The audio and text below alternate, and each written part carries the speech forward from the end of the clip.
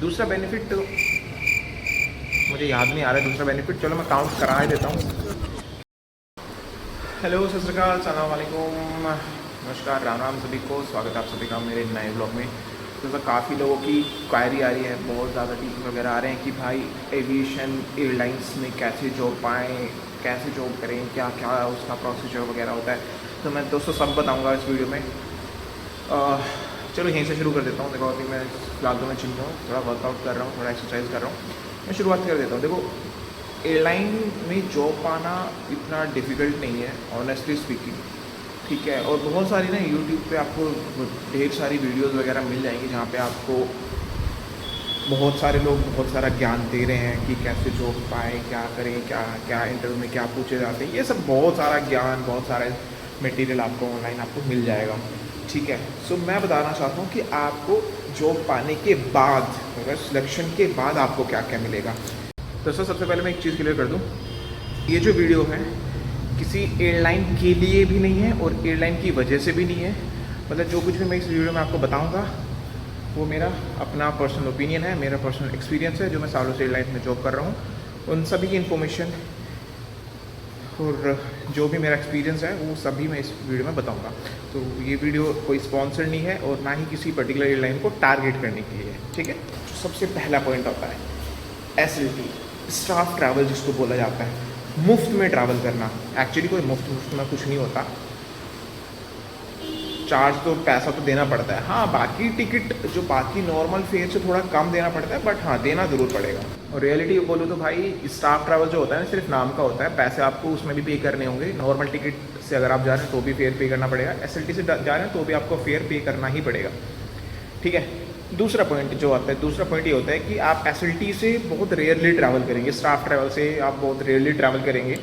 ये मैं क्यों बोल रहा हूँ, क्योंकि आप अपने काम में इतने ज़्यादा बिजी हो जाएंगे, इतना ज़्यादा काम में आप इतना ज़्यादा व्यस्त हो जाएंगे कि आपको ट्रैवल करने का मौका नहीं मिलेगा। मैं ऑनेस्टली बताऊँ, मैं खुद जैसे एयरलाइन का स्टाफ हूँ, मैं 1.5 साल से कहीं भी नहीं जा पाया। तो क्या फ़ायदा है ऐसे स्टाफ ट्रैवल का, ठीक है। अब बात करते हैं दूसरे बेनिफिट की जो एयरलाइन में जॉब करने के बाद आपको मिलता है। तो दूसरा बेनिफिट मैं आपको बताता हूँ। दूसरा बेनिफिट तो मुझे याद नहीं आ रहा है। दूसरा बेनिफिट चलो मैं काउंट करा ही देता हूँ। क्या बोल रहे हो, सैलरी? आई थिंक घंटा सैलरी वैलरी कुछ नहीं है, नॉर्मल सैलरी मिलती है जो आजकल लोग, जो आजकल एज जो बेसिक सैलरी होती है वही मिलती है, कोई इतना कोई सैलरी के लालच में बताना। हाँ, दूसरा बेनिफिट में अगर मैं काउंट कराऊँ तो ये आप बोल सकते हैं कि आपको सेलिब्रिटीज़ वगैरह से मिलने का आपको बहुत इजीली मौका मिल जाएगा। आप उनके साथ फ़ोटोज़ वगैरह क्लिक करा सकते हैं, बट ये कोई बेनिफिट में नहीं आता। ये it's not a big task कि आपको सेलिब्रिटी से मिलने का मौका मिल रहा है, बट स्टिल आप काउंट कर सकते हैं। थर्ड पॉइंट,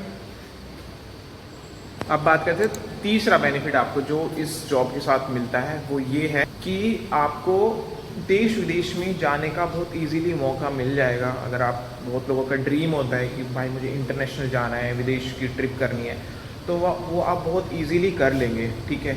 जो टिकट होती है आपकी बहुत सस्ती होगी, सिर्फ वीज़ा वगैरह का आपको चार्ज पे करना पड़ेगा। वीज़ा में भी बहुत सारी कंट्री ऐसी हैं जो वीज़ा फ्री है, ठीक है। तो आप वहाँ पे बहुत, उन कंट्री में आप बहुत ईजीली जा सकते हैं, ठीक है। जिन लोगों का ड्रीम है मुझे इंटरनेशनल घूमना है, विदेश में यात्रा करनी है, विदेश में घूमना है, तो वह हाँ ईजिली जा सकते हैं। चौथे पॉइंट की अगर मैं बात करूँ वो ये है कि आप एविएशन जॉब की हेल्प से, सपोज़ करो आप किसी एक कंपनी में अगर आप हायर हो गए हैं, तो आप उसकी मदद से, उसकी हेल्प से किसी इंटरनेशनल एयरलाइंस में या फिर किसी बड़ी एयरलाइंस में, जैसे एमिरेट्स हो गया, कतर हो गया, एतिहाद हो गया, इन एयरलाइंस में आप बहुत ईजीली स्विच कर सकते हैं क्योंकि आपके पास एक्सपीरियंस उस फील्ड का आ जाएगा, ठीक है।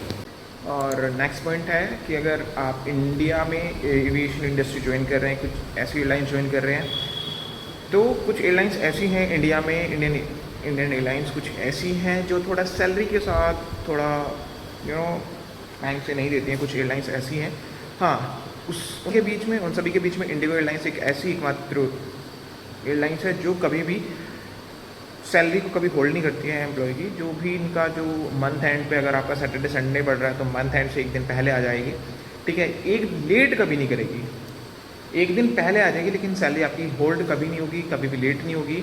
और सबसे बड़ी बात, जो इनका जो एक टाइम ड्यूरेशन होता है 12 से दोपहर 12 बजे से 2 बजे तक के बीच में जो इनकी यूजुअली जो सैलरी होती है सभी एम्प्लॉय के अकाउंट में क्रेडिट हो जाती है। सबसे बेस्ट पॉइंट मुझे ये लगता है। हाँ जी, तो जितनी भी इन्फॉर्मेशन मैंने आपको अभी तक दी है, आई होप उसमें से आपको थोड़ा बहुत समझ में आया होगा। ठीक है कि आई होप थोड़ा बहुत आपको समझ में आया होगा। ठीक है, मैं थोड़ा सा वर्कआउट कर लेता हूँ। वर्कआउट के बाद मेरे पास काफ़ी सारे क्वेश्चंस आए हैं आप में से काफ़ी लोगों के, तो एक एक करके मैं उन क्वेश्चन का जवाब दूंगा।